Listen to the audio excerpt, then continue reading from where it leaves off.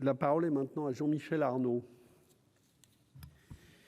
Oui, Monsieur le Président, Monsieur le Ministre, mes chers collègues, ce 12 décembre a réouvert la ligne de train de nuit Paris-Briançon, qualifiée de train d'équilibre territorial et colonne vertébrale du département que j'ai l'honneur de représenter ici, les Hautes-Alpes. La réouverture de cette ligne est consécutive aux travaux réalisés entre Livron et Aspres-sur-Biège depuis 9 mois.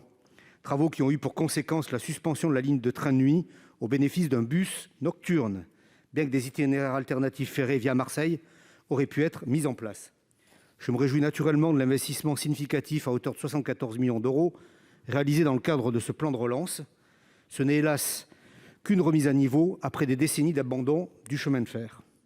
Le retour du train de nuit est donc une bonne nouvelle, mais il n'est point un retour à la normale. Plusieurs interrogations restent en suspens.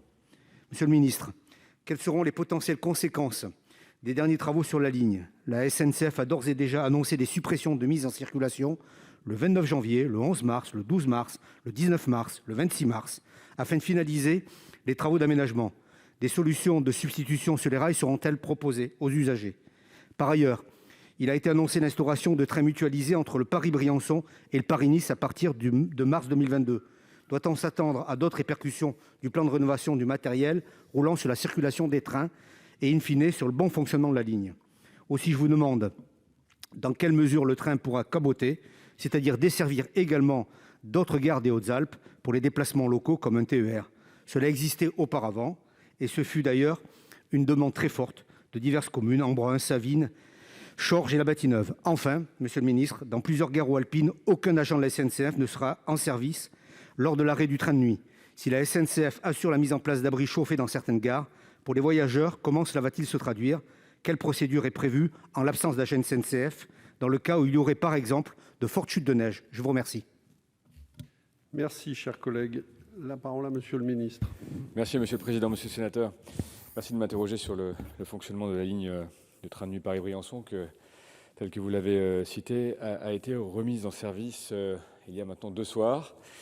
Après 9 mois de travaux, c'est vrai, compliqué, dû très largement, vous le savez, à la politique de régénération du réseau ferroviaire que mène l'État, plus de 3 milliards par an, après un sous-investissement chronique sur le réseau d'aménagement du territoire ou le réseau secondaire.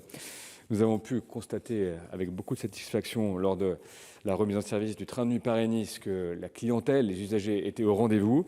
Et les chiffres que nous avons tant sur le Paris-Briançon que sur le Paris-Tarbes, Lourdes, nous laissent à penser que cette politique sera couronnée de succès et rencontrera son public. S'agissant des questions que vous posez, d'abord peut-être préciser que sur la qualité de service, et vous le savez, les rames ont été toutes rénovées à Périgueux et à Saintes de manière, là aussi, à fidéliser la clientèle et donc à viabiliser et à pérenniser la desserte et le service. C'est 44 millions d'euros qui ont été consacrés à ces 2 lignes.